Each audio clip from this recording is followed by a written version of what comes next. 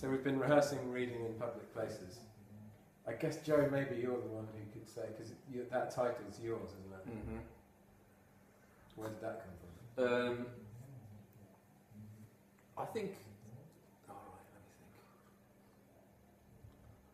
me think. I mean, when you do something collaboratively, there's so many different strands. Yeah. You know, and you start off with one idea. Yeah. And that's the beauty of doing a collaboration. It becomes something else, and it goes off in directions that you could never have imagined, and then it takes on its own life. Yeah. So I think you start off with quite basic. I started off with quite a basic idea, you know, about talking about reading and the physical book, you know, and the way that those two things are linked, you know, in a kind of almost that in itself as an activity, you know. Yeah. And I think that's the core of the essay. Then was a kind of wanting to kind of. I mean, you know, you're interrogating your own the time that you're in. You know, you can't.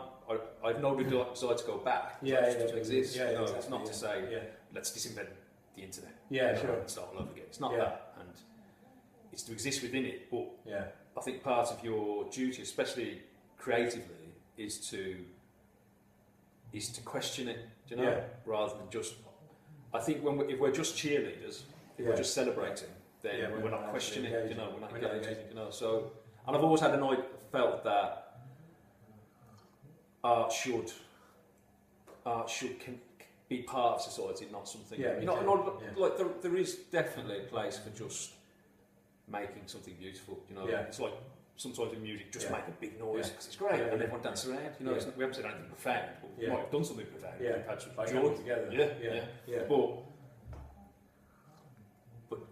But I think there has to be a space for questioning, for interrogating and saying, what about this? You know, and in many ways, the artists of the time embody like all the zeitgeist of the philosophers, you know, the great sort of movement of thought. But you know what's interesting is only after the time that we really sort of see that, isn't it? You know. But I'm interested in, did you get that idea for that essay? So in the piece, Joe periodically reads from an essay called Reading in Public Place. Did that come from looking at Tess's paintings and drawings? Because I know that was part of how this whole idea came out before Orlagh and I were even involved. Was that you saw Tess's exhibition? Yeah, I saw Tess's work. And was that something that was kind of floating in your mind anyway, and then the work kind of... I think what I liked in Tess's work initially, what drew me to it was like the space. Do you know? There's a kind of silence around it. Yeah. You know. Yeah. And that probably chimed then with a lot of the things that I was thinking about. How you know, I have my own personal passion for books, and then I found a lot of technology. Yeah. Noisy. I find it a lot of noise. Yeah. It's noisy. You know. So it's almost like your passion for books is a manifestation of that desire for space. And and then that started to make me reflect on the contrast between this kind of culture that we have now and the way that these corporations behave. Yeah. You know. It's really powerful. Does that something that resonates with you? I mean, did you do the paintings and the drawings before Joe had, or was it something that he would have written? Joe, you wrote poetry as a response to these drawings. I think it worked both ways, didn't it? Yeah. I sent you a collection of drawings, and you wrote sentences for them. Yeah, cool. Yeah, and they were ordered. Yeah, they were ordered sentences. Yeah. And I was drawn by that idea as well of which you know is maybe contradicted by the essay, but of trying to say very little. Do you know? Yeah.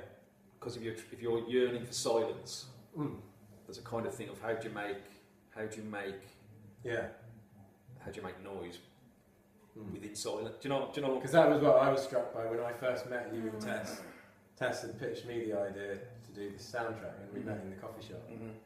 And I was really struck by the idea of that, which was that the world is so noisy, and you're yearning for the space just to be almost.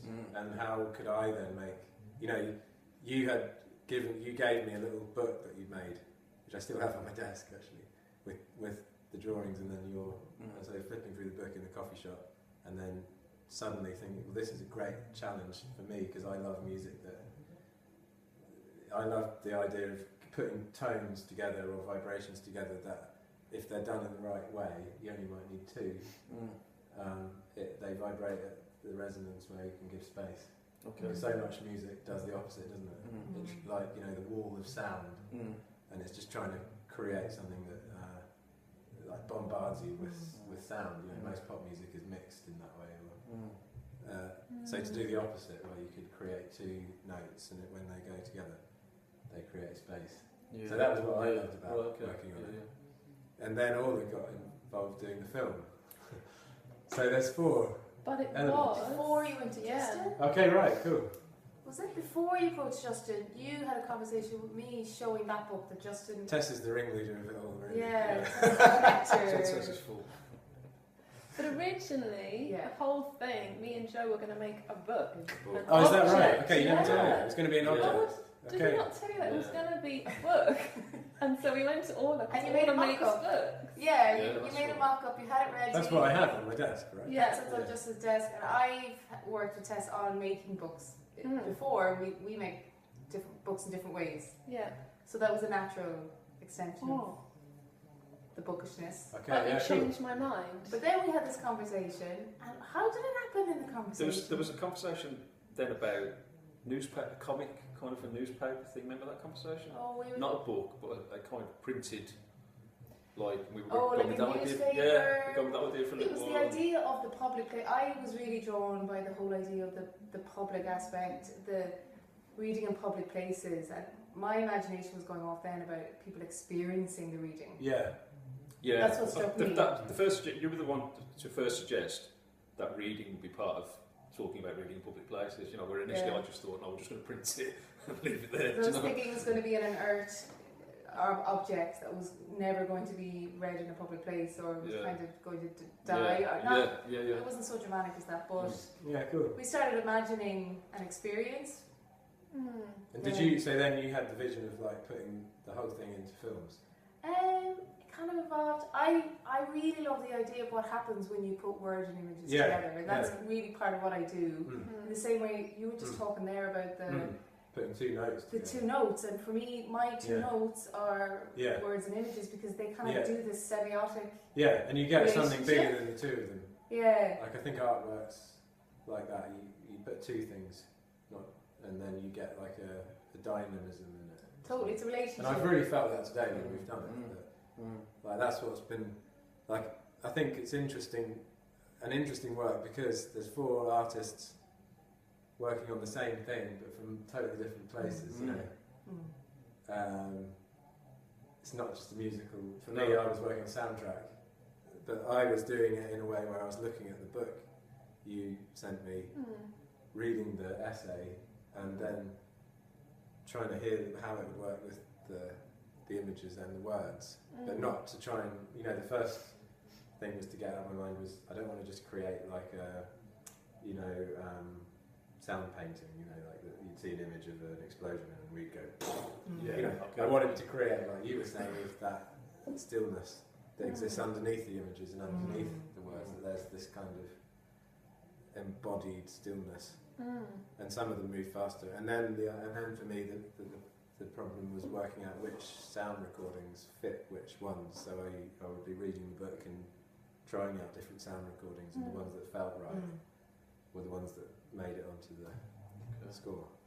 There's a lot of elements, isn't there? And then the final element was kind of structural, because as a composer I think a lot about larger structure, and there were so many, like the short films, each which is, they're kind of fragments, aren't they? And then the essay, and how to then structure that so that if someone came and experienced the whole work, you know, it had that kind of architectural structure. I think that really worked today.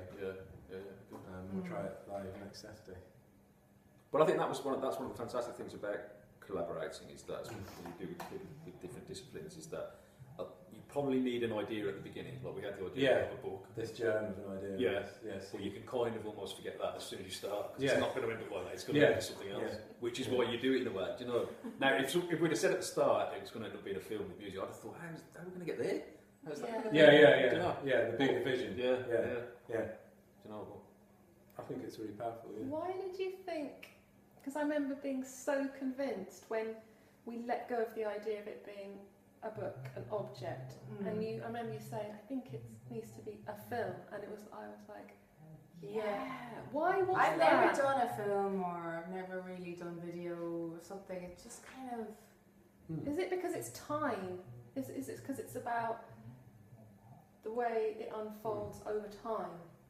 Is that something? There's something about, when I looked at the mock-up of the book, it was so spacious. There was something really spacious and delicate about that image word. Like, it was poetry, and each of those images were so delicate. And the first thing that happened was I was really worried about reproducing those images. There was a lot of images, and to reproduce them faithfully with good quality, we would have had to have a massive budget to make a book. Yeah, sure. So that was the first step. It was like, okay, I want these images not just to be photocopied or anything. We want these to be done properly. And then it was like, so logistically, the budget was like, we were kind of trying to figure out the money, and it was like, oh, it's not really. I really want these images to look well, and they're not. Oh, and then it just led on to, how can we honour that kind of thing? And then obviously I was always still thinking about art's not what you make, it's what you make happen. Jeremy Deller, and then I was thinking about that. And say that again. Art's not what you make, it's what you make happen. Who says that? Jeremy Deller. Right. Yeah. Cool. So that's my favourite quote, like at the moment. Cool. So then it kind of that was all happening in that single conversation, wasn't it? Then we were thinking about a newspaper for the essay, which still might happen. Who knows? But then I think anyway, it rolled on from that, and then it was like, well, why don't we make it a YouTube video or something? Yeah. And then of course Tess, because Tess is the connector, you go, well, we can make it, and then we can get some music to put to it, and kind of. I can't remember then what you were thinking. You thought it through then. I get the feeling like today, like we've just seen it come together physically. You know, there's so many elements in the mind of me composing and you writing, reading film, you know, even the initial drawings, and then to actually, like, the exciting part is, like you said, that's what we make happen. Is like we physically took over this space today and figured out, like, all even the boring little details, how to make it a space that's going to work in next Saturday. Then, you know, when we do it again other places, we'll have to go and work that out. But I do feel like it will become something even more again. Like, it might become like an artifact. It might go full circle. It might. You know, with the recordings that we're going to do. But I think with everything that's somehow has come into it, the film and the music and everything, it's becomes. I suppose I didn't really realise that what we'd done initially was actually quite slight in lots of ways. Do you know? When you produce that book, it's quite. I thought that's quite substantial. It's quite thick. It's like that. Because he's thick paper. It's really, really thick. You got cardboard kind of thing. I was thinking, that'd be really good. But then when you explained, we saw all it said, it's going to be about that. No, like. So, I thought, oh shit. And then, I mean, that was its physical silence. But then actually, with all this in it, the music, you realise how much more, much bigger now. You know, it's much bigger. It's saying a lot more. You know. Yeah, it's a really good experience. Yeah.